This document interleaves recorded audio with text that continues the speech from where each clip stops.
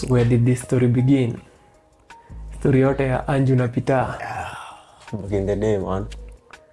Ilianza kitu 2018. Sema 2018 ikienda kuisha. Si 2017. Mimi nilihamia huku 2018.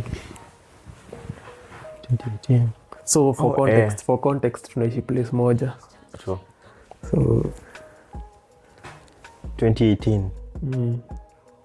Jumini kuja 2017 September. So fast forward tuka click. And it's been solid since way back. True. So I think the best thing imekuwa kuona sisi wote tukigrow. Na kuona vile maybe watu wengine wana live na venye tuna live ni kinda ni different. Ama inakuwa gaje? So ni different, I guess, juu goals ni different pia. Motivation uko nayo na mtu mwingine ni different. I guess what motivates people ni different. So you have a reason why you're doing what you're doing. Mimi pia niko na reason yangu mbona nafanya chenye nafanya. So I think for that reason alone hatuwezi fanana. Do you think goals zetu zinakuanga almost zina rhyme? Like sana. Place yenye tunataka kuwa in the next few years. Sana. Ziko msimu. True. Actually sidhani kuna mtu mwenye na feel kama we are same kama vile mimi na feeling mimi na wewe. I feel like we have so much in common.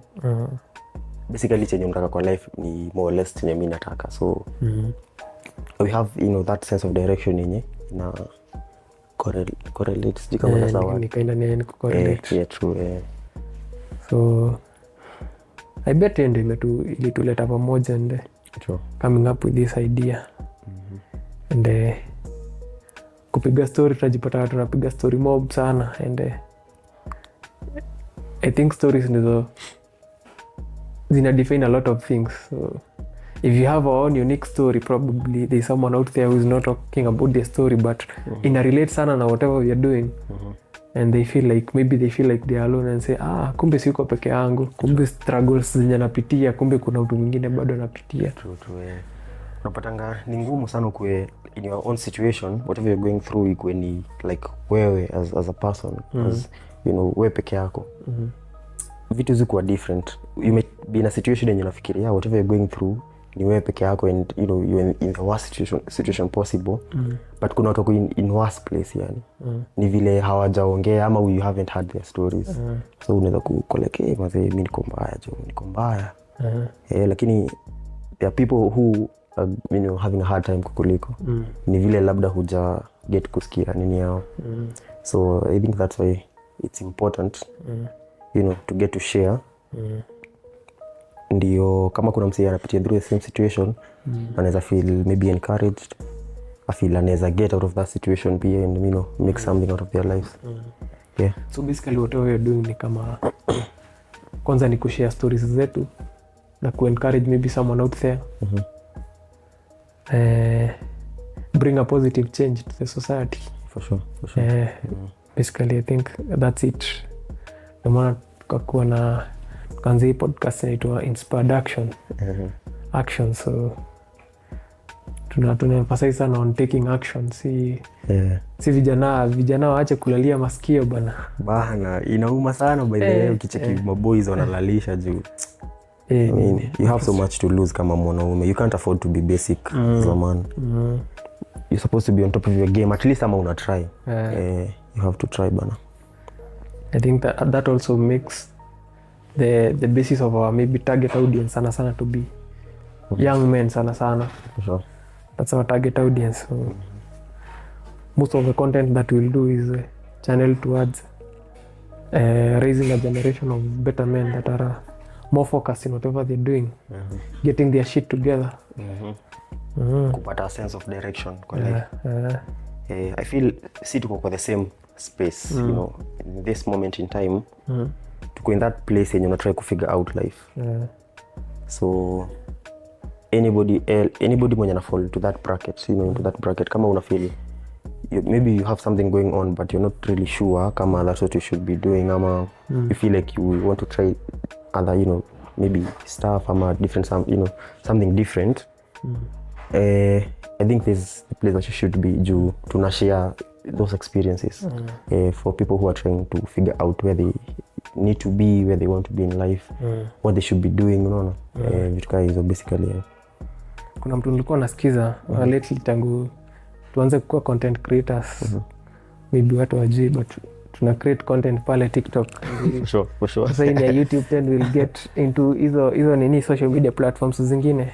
So lately na scroll sana TikTok and naona some the algorithm kuna venye huu kupatia vitu zenye uko interested in. And there's this guy called Gary V. I think he's a social media expert. And he was saying he talks a lot to young men. He's 46 years old, but I think he resonates so much with the young men and maybe the youth. Acha niseme young men, the youth. And but sasa sisi tunaongelea young men sana juu sasa hiyo ndio experience tuko nayo. And he was saying that Excuse me. Tunajipea pressure mingi sana ya utaka kuwa na shit figured out by the time say you're 24 or 24. Yani unajiekea some specific targets hata za age. Unafaa kuwa make it, but life haikai hivyo. Like hii ni phase yenye unafaa kuwa unajaribu everything and anything. For sure. Like ukifanya hii unaipatia your all. Ikiwako well and good. Isipo go to the next chap. Kabisa, usisleki, usilalishe. Leo ukiamka usikie unataka kuhamia Maldives kama uko na uwezo. Wewe hamia huko kaa huko ndio enda ujaribu. Like unafaa kuwa so spontaneous hizi. And through that spontaneity uta crack something yenye ina work for you. For sure. He was saying like for him right now he's 46, but at the age of 32 alikuwa anauza bado kwa liquor store. Na maybe through hizo vitu mob zenye alifanya hizo huwa zinakujanga zinaingiana, unapata kitu yenye ina work. So maybe you've done sales, umeuza kama unafanyaga soka wewe. Huyo jamaa kwanza is very good at sales, so perfect at sales. Then maybe you do something else, you open like for him he opened a liquor store. So connect your knowledge yote. He built an e-commerce platform. I don't know what he was selling, I don't know if it's liquor, but you see ana combine skills zote. So I don't think you can say ukifanya vitu mingi saizi bila hata kufigure out whatever you're doing. I view it as a learning process. For sure. Well, to add to that point, saizi tuko kwa hii age, we have the time, we have the luxury ya kutry na kufail. Saizi you can try whatever you want to try, basically na ufail na ni sawa. In most cases wasi wako hii age yetu, they are responsible for themselves, na wengine hata they are not even responsible for themselves. Kuna wasi wanaangalia, si ndio? So what that means ni if you fail, nobody really cares. Utamka kesho utaendelea, you wake up the next day and you're good to go. Provided wewe kuna hiyo like that self drive unajiambia, yes I tried jana, I fucked up, haikuenda poa, ni sawa, si ndio? Kesho ni siku nyingine, we try again. Because tuko na hiyo luxury at this age. But when life ikianza ku advance and you're a certain age and you have people who are looking up to you, inakuwa different thing juu. Ukimess una mess like a lot of people wanaenda like a whole big family. Messed up. So kwa hii age unaweza afford kumess na ni sawa. So vile umesema at this afai kuwa tu unajiambia vile mekam ku understand life vile unasema. Hafai kuna jiambia ati by 20 I'm supposed to be here and then 22 nitakuwa nimefanya hivi and then 23 nitakuwa hapa. Ni roen kidogo. Mimi nimekuwa ambitious sana. As in man, niko na dreams man. Yani very true. Mimi niko nikidream like hata sijui ni wanafaa wajue dreams zako. They don't scare you. Manze, your dream is not big enough. So his hata mimi zilikuwa zinanisikia. If your dreams don't scare you, they're not big enough. And kweli. So I used to have, I used to be a dreamer. I still am. And I feel like, down the year, as in villages, because it come through, nimekuwa nikitone kidogo. And of course, I do miss that person I was back in the day. I used to dream so much for myself. Unaona? Kijangu nilikuwa nimeka to posters to dream chasers nini. I used to have a quote, on my like bedroom hapo hivyo. I want to make my first meal before niko 20. I used to have dreams and nimejiambia. I used to even niko nimeandika chini like a rough, sketch. nilikuwa naitanga, hii ni funny, nilikuwa naitanga the Lamborghini blueprint. Yeah. I used to tell myself by the time I'm 22 naweza kuwa nikidrive Lambo, but I used to believe that shit. No. Nilikuwa na believe I'm doing so much and I'm really trying to get what life is about, you know, and what I should be doing, and that brought me the conviction that by the time nafika that age, you know, keeping assuming that everything remained constant. Exactly, assuming kila kitu held constant, naweza kuwa nimemanage kufanya hivyo, si ndio? So kuna hizo timelines nilikuwa nimejekea, nafaa kuwa nimefanya hivi na kuwa nimefanya hivi, and of course ni poa juu inakupatia sense of direction and you feel that, you know, there is something that you can achieve kwa life yako. But it gets to a point where you know reality inaanza kudone and you're like, okay, ilikuwa poa, it was a good run, but I have to be a little bit realistic. What is the worst that can happen? Me, I believe if you set goals, because also someone else, I listen to a lot of people lately. I'm also listening to another guy called Luke Belma. He's doing so well in dropshipping. So the guy says, if you don't have a goal, you know, like life is like the game of archery. You first have to know where you're aiming. If you don't have a place where you're aiming, you'll be just going through life bila kufigure out where you're going. No. So I think goals zinakupatianga, zinakuconfine, unajua where you're channeling your energy. For sure. And what is the worst that can happen if you have goals and it's either you achieve them or you fail. And if you fail, you learn from that and readjust. I think you pull back and realize where you are going wrong and reevaluate. And they're still achievable. So maybe the only detriment ni kutie so much your achievements to maybe timelines zile usipo achieve hivyo una feel like you are a failure. You're a loser. So I think there's nothing wrong with that and being a dreamer. For sure. Well, the one thing that I really like na, you know, having big dreams, some ambitions ni ukifall short hautakuwa mbali sana na where you wanted to be. That, you know, kunga the most amazing thing na ku dream big. Sijui kutoka high school, sijui kama kuna msemo kama, but you used to say, you know, you aim for the stars. Usipofika at least you'll get to the moon ama tukai. Utakuwa close. You know, utakuwa make big strides. Maybe you may not get to the stars, but at least utakuwa somewhere. So I think that for me, you know, the most amazing thing na ku dream juu you might, you know, want to have like a big fucking house. You might not, you know, basically get hapo at that particular time yenye unataka kuwa hapo, but utakuwa mahali and when you sit and look back utarealize yenyewe time niko na dream sikuwaga na shit, as in sikuwa hapo. So of course ni growth. So if you dream manze, yani there's nothing that can go wrong.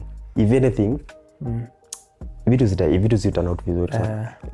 Samanga hata whatever you achieve lazima kwanza uione kwa akili. You have to visualize. Sure. See it. If it's a house, you see it.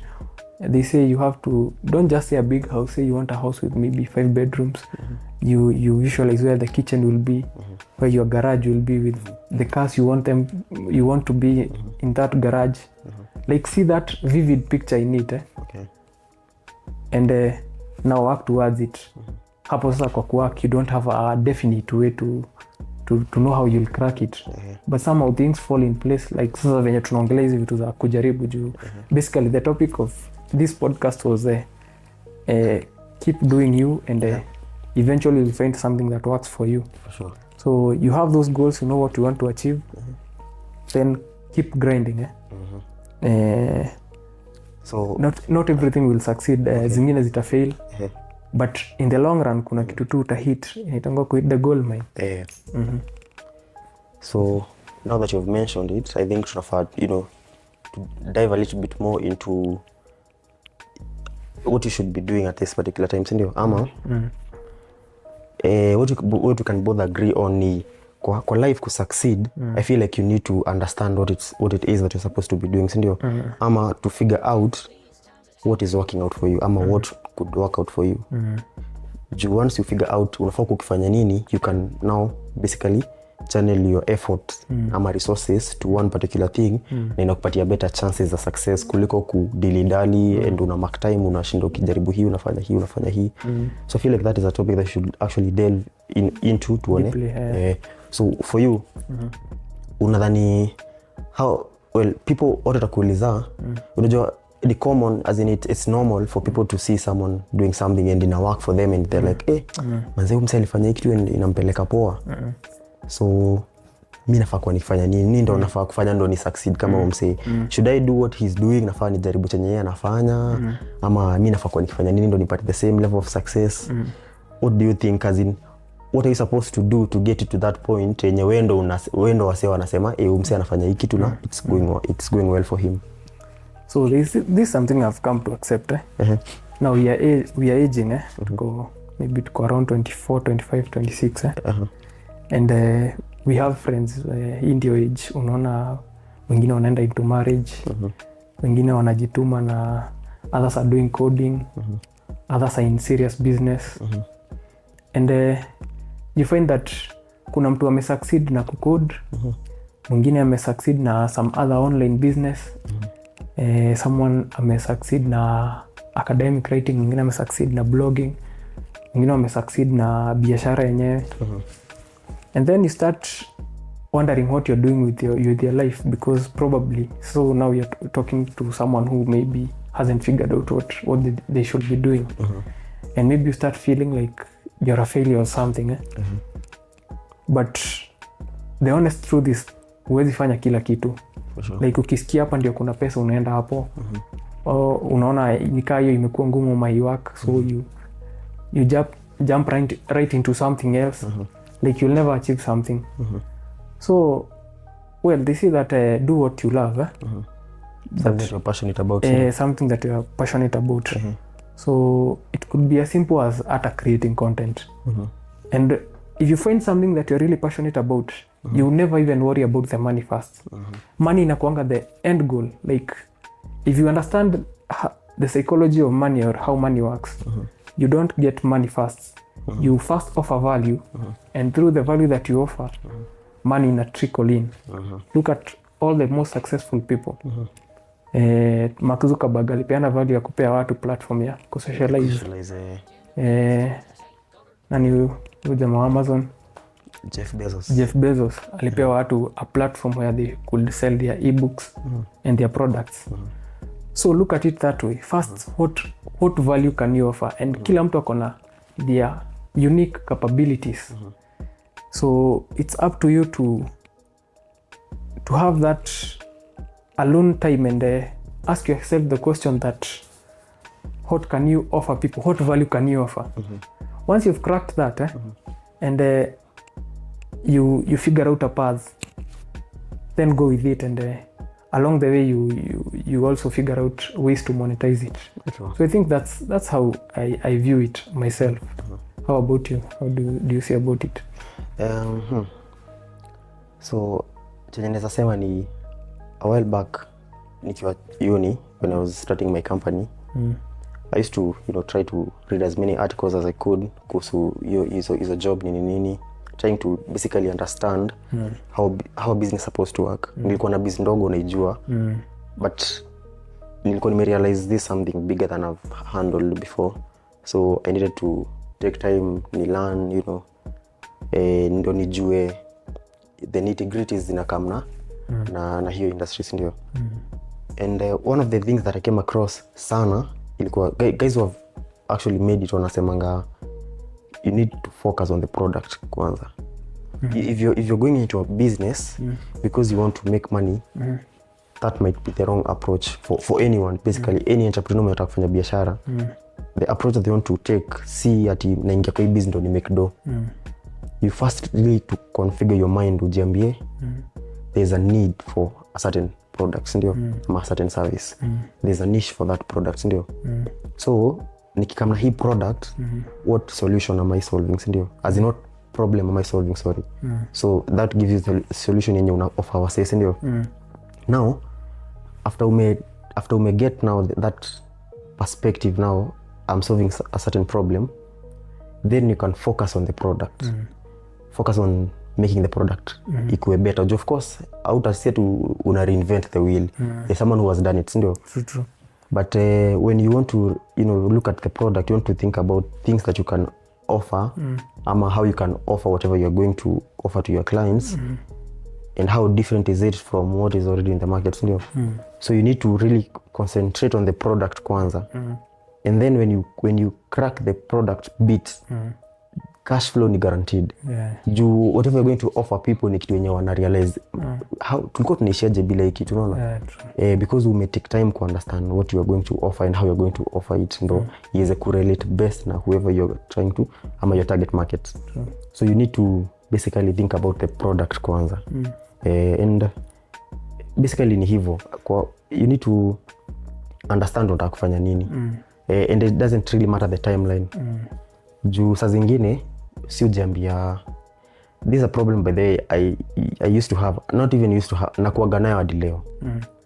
Niko like neza spot opportunity nijiambie by the way come to think of it, hii kitu inaweza work, hii kitu ni fiti, I should try, nafaa nijaribu. And deep down niko very much convinced hii kitu inaweza work. But for whatever reason ama for one reason or another, why don't we actualize sita actualize, nitaslay kitu. So 7-10 months down the line ndo niko like shit, hii kitu nilikuwa nimeiona manze, if I had tried hii kitu that time man, saizi ningekuwa wapi? Now I'm having like maybe tuseme cash flow problems, then niko like manze niko nimeanza kitu 10 months ago like last year, saizi ningekuwa like far, ningekuwa mbali na probably singekuwa na challenge niko nayo saizi, si ndio? And now unaweza feel ni kama hiyo opportunity shapita, but basically haijapita juu kutakuwa na zingine na zingine. Unajua tunasemanga as long as the world has problems, there will always be business ideas, si ndio? So ukispot opportunity leo, of course watu husema ati opportunity comes knocking once at your door, man. And I think that's a scarcity mindset. Sana. I don't think... And that's another topic we need to discuss in another podcast. The scarcity mindset. For sure. Juu, I think ni unaweza kuwa shallow minded sana kufikiria opportunity inakuja once kwa life. I mean, there are two things that you are presented with each and every single day. A chance and a choice. So, uwezi niambia ati kwa lifetime yako a whole opportunity 90 years opportunity takuwa tu ni moja. I mean, how shallow minded can you be kuamini hivyo, si ndio? But that is a topic for another day, si ndio? We'll do that another time. So what I'm saying is niko na hiyo, I'm trying to you know act on it pia. Act on, you know, act on it and the results will show, si ndio? And I feel like ni kitu nafaa kuwa you know ukispot ni pokwe, you know, chap usilalishe. Time aggressive ni very important, and that's something I've also had a challenge before. Like I'm also learning to be more aggressive. Like ukipata opportunity, if there is something I need to do today, I'll do it today. Sitasema ati nitaifanya kesho, because kesho might be too late and mtu mwingine atakuwa amesonga nayo. Na the same opportunity haitakuwa vile ilingekuwa maybe kama ungefanya earlier. As much as unaweza ifanya, tunasema maybe kunaweza kuwa na bit of competition yenye labda haunge have kufight na kuweka resources zako hapo kama ungeanza mapema. But again, I don't think hiyo inamaanisha you can be too late. Pia, if you look at it, hatuwezi discourage someone who's maybe older, maybe uko in your 40s, uko like, I missed my 20s, I threw away my 30s, so life yangu is ruined, siezi, I can't really recover, ama nikwe, you know, somebody kwa life. You look at people who have made it in life, akina Steve Harvey, the guys used to sleep in their cars wakiwa 40s, si ndio? Bezos aliget rich akiwa 40s pia, unaona? Ukikompare na Zuckerberg aliget rich akiwa in his 20s, ndio?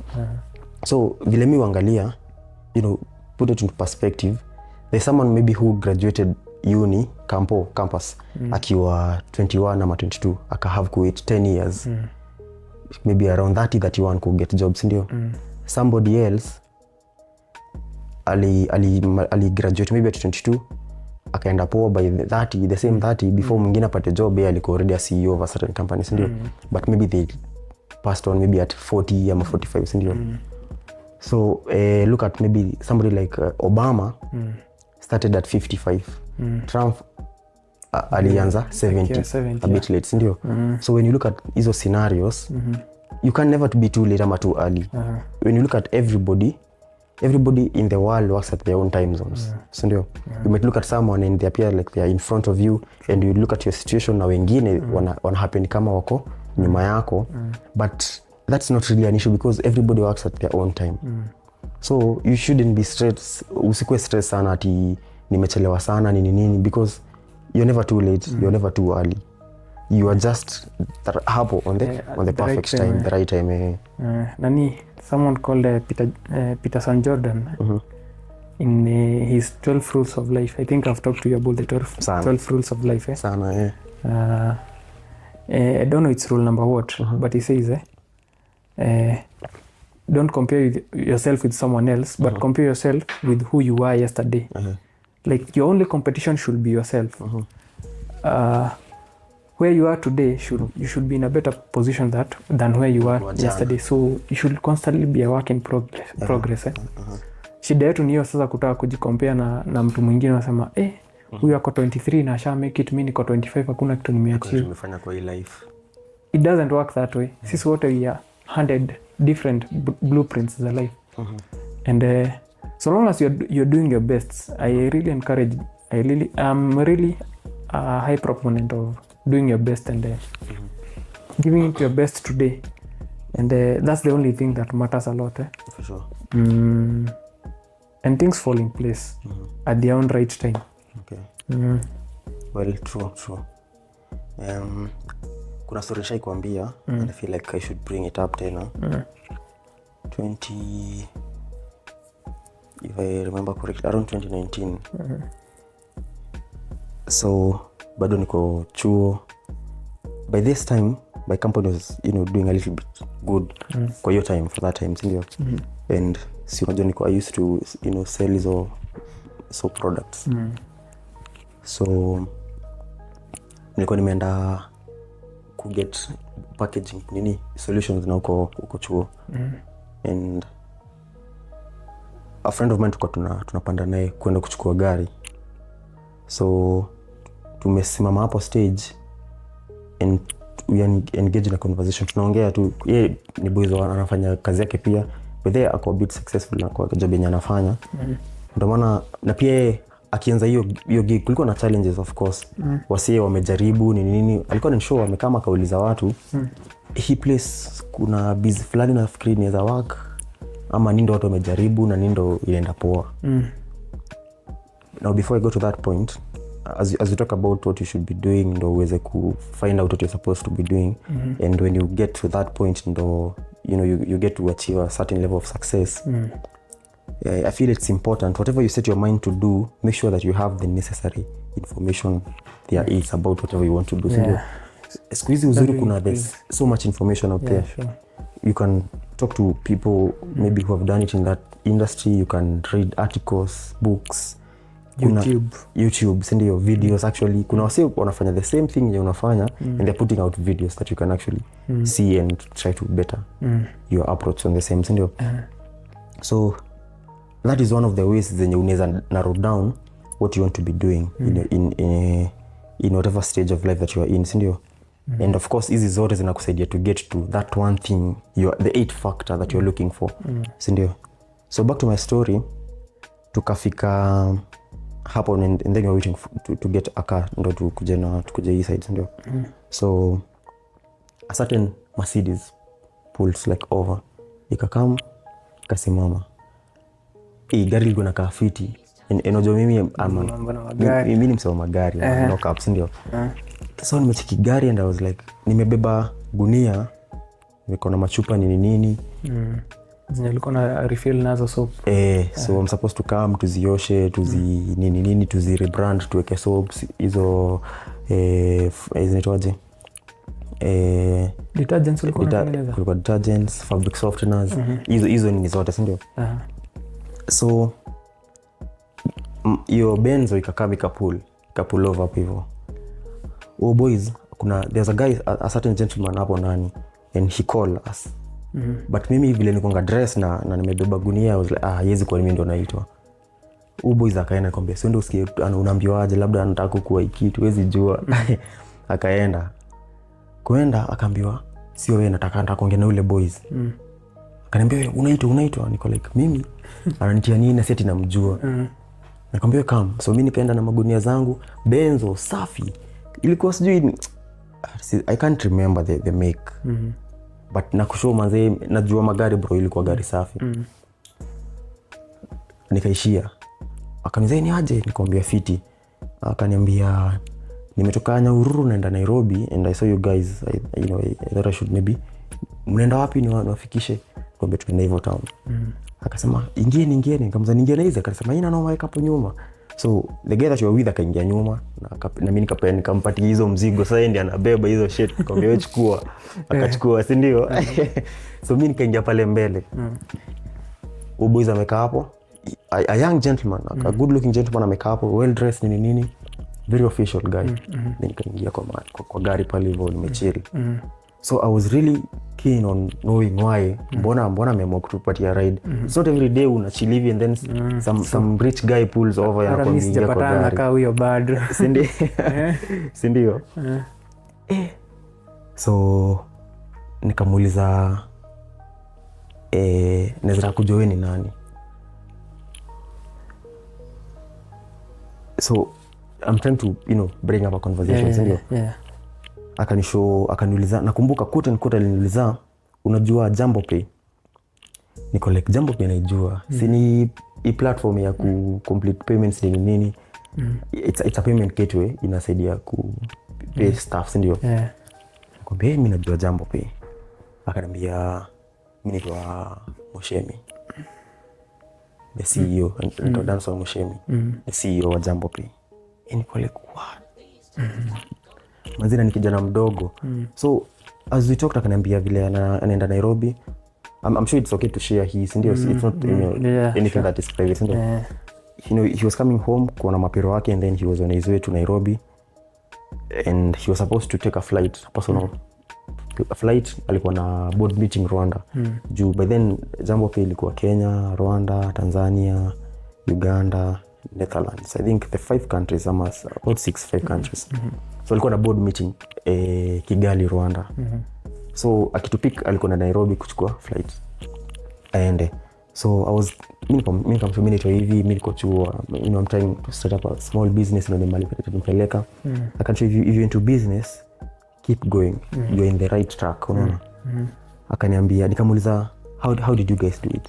So akaingia a bit into how the whole company started.